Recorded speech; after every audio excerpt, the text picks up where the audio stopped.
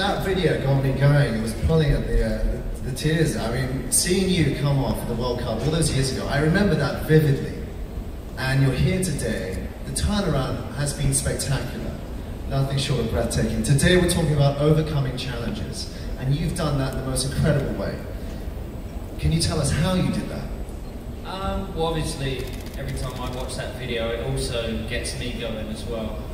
It's very emotional because when I look back at my career and what I've done and what I've achieved and also the difficult times, A, it's tiring to watch, and B, I'm very proud of what I've achieved. But obviously, you don't achieve anything without A, hard work, and B, sometimes you go through difficult times. And obviously throughout my career I had a few difficult times. One was obviously the sending off in the World Cup, which at the time I didn't realise how big it was and how much you know, kind of hard work that I would go through over the next few years, and obviously it was very difficult for myself. But I look back at that situation now and I think I'm glad it happened in a way. You know, obviously I wish it hadn't have happened, but it happened, and I realise why it happened now. You know, it happened to make me a stronger person, a stronger player, a better person, and it made me mature very quickly. And I was still 22 years old at the time, 23 years old, so I was still very young. So obviously you do go through difficult times in life, in careers, and it's about how you overcome those difficult times. And obviously I've been very lucky that I've had good friends around me, good family around me, and I've been able to overcome, tough situations. Now, of course, a lot of great people, they all have a lot of adversity through life. So it's really about getting back up and going at it again. It's just having belief in yourself. Obviously, I'm very lucky that I have good family support and good friends, but not everybody has that. So I think all you have to always believe in is yourself. You have to always have belief in yourself to overcome any situation, because yes, I overcame something that was difficult for me, but there's a lot more people around the world that are trying to overcome and in situations that are 10 times worse, 100 times worse than anything that I've ever been through. So it's about believing in yourself. It's about, having a dream and having a goal. And throughout my career, I always had a dream and always had a goal. So keep following your dream. David, we have a lot of young adults here from different charities who are obviously very thrilled to be here. And for those of you who know and have been following David's story, you know that he's a fantastic internationally renowned football player. But how many of you know that he's also a global entrepreneur and a philanthropist? Hands up, who knew he was a global entrepreneur and philanthropist? Oh, well, we have one at the back. Well, now you know, okay? This man has been doing so much for community around the world. So I'm going to ask you now a little bit about that, David. Obviously, you're in Singapore, partnering up with Marina Bay Sands for the Sands for Singapore Festival and event. Giving back to the community has always been one of your core values. And is that something that's always been with you, or did you learn that? I think over the years you learn that kind of thing. But obviously, when I was young, my parents brought me up in the right way, to have morals, to have manners, and obviously that set me up for life. And obviously I was part of a club with Manchester United that gave me the opportunity to help communities and help underprivileged people and children from a very young age. 16, 17 years old, I was working with Manchester United with different charities, and obviously one of the charities was UNICEF. And obviously what came with UNICEF is the fact that now I've been ambassador for UNICEF for the last 10 years. Obviously we've helped a lot of people over the years, and obviously I've been able to go into situations where I've been able to make a difference and make a change with people. And to be honest, it's one of my passions. Everyone asks me when I finish my career, what are you gonna do? What are you gonna be, a manager? Or are you gonna be a coach? But I've always said that management never really interested me. I love football. It's been my life for 22 years, even more. But to be honest, the thing that has always interested me, and one of the things that I'm very passionate about, is the charity side of things. And I know a lot of people say that, but it really is. It's something that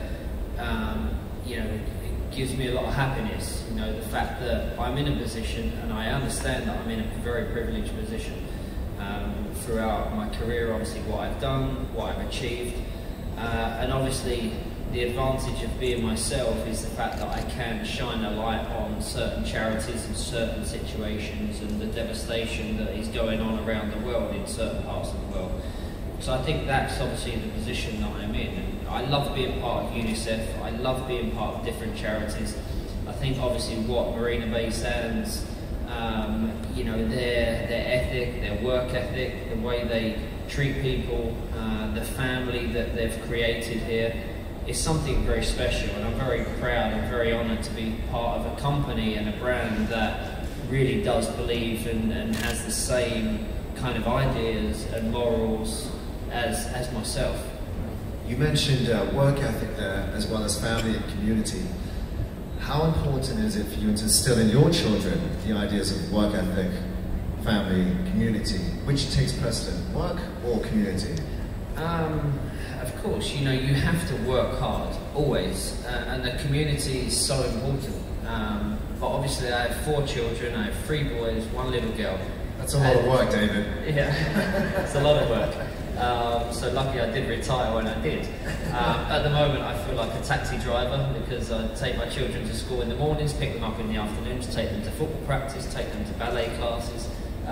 So at the moment I'm constantly in a car driving them everywhere, which I love.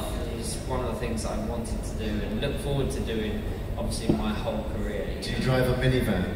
I do drive a minivan now because I have so many children, but obviously I'm very proud of my children, I'm very proud of my family. It's obviously my main priority, and setting a good example for my children without a doubt is my biggest challenge, because obviously, you know, I've worked hard over my career, but I want them to have the same work ethic as what I've always had. You know, I had it from a very young age, and it's easy for children these days to not have a good work ethic, and especially children that are in a very privileged position. So I think what I've always done with my children is set a good example. I've always worked hard, I've always give 110% in whatever I do, whether it's playing in the Champions League final or making breakfast. You know, I always do it in the right way. You mean you cook breakfast for your wife? Of course. Of course. And my children, of course. And my dad. Neither does it all.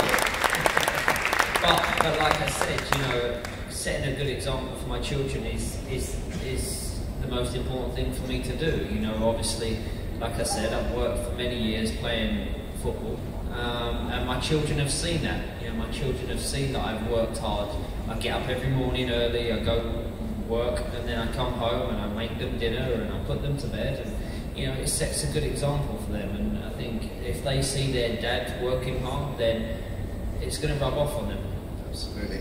Well, we've got 90 young, eager athletes, some of them who are probably the same age as your kids, right here with us from different Singaporean charity groups. So kids, when I call out the charity, please put your hands up so David knows who you are. So we have athletes from Sports Care Singapore. Whoa, here we go. There's a lot. Special Olympics. Whoa, 2 of you represent. Singapore's Deaf Sports Association. Yeah, there we go. And the Bedok Youth Society for the Disabled. Right here. Thanks all for coming, guys. A lot of young adults and kids here. What's your main bit of advice for these kids? My main bit of advice is to be happy. Enjoy yourself, live your dream, work hard, but have a passion. It's one of the things that I tell my children, it's one of the things that I tell children all the time when they ask me, you know, how can I be successful? How can I, you know, reach a goal? You have to work hard. You know, you don't gain anything, you don't get anything in life unless you work hard. And I think that's one of the things. You work hard, you have a passion, you have a goal, but you have to enjoy yourself. Whatever you do in life, it's about enjoyment. You know, you have to enjoy what you do. So continue to live life to the full, continue to be happy, and continue to work hard. Thank you, David. Well, I must be doing something right because I'm enjoying this. So Okay, I'm going to ask one question to the crowd here. Who thinks they can kick a curve free kick as good as David Beckham here? Anyone? Oh, well done you. What's your name, sorry? Loudon? Sahad? Okay, well, we want to see you play later on. Okay, we have a very talented, ambitious young boy there. Thank you very much. Okay, so David, we're also here for a very special cause. You're going to donate a personal item of yours today for the Celebrities for the Sands of Singapore auction. And I'm very eager, and I guess the audience is, to find out what that is. Well, obviously, throughout my career, obviously I've worn a lot of football boots. And my football boots have always been very special to me. They've always been personalised since I've had children. I've always had their names on the boots. I've always had the country flag on the back of the boot, whether it's been, you know, America where I played, Spain, Italy, and obviously England. So I always have the flags on the boots. I always have the children's names. I have my wife's initials. Surely there's not enough space on the boots. There's not much space. Yeah, I think that's one of the reasons why I had to retire, because I was running out of space on my football boots. But there's a lot of information on there. But like I said, it's a special gift because it's special to me, and they always have been. So they're a very bright colour. They're pink. Is that your choice? It was my choice. Oh, it was actually just as I had as when I had my little girl. So the pink was for her. So yeah, I've always been able to dedicate my boots to my children at some point, and obviously the pink ones were for my little girl. That's very touching. Thank you, David. So can we see the pink boots? Can we have them brought on stage?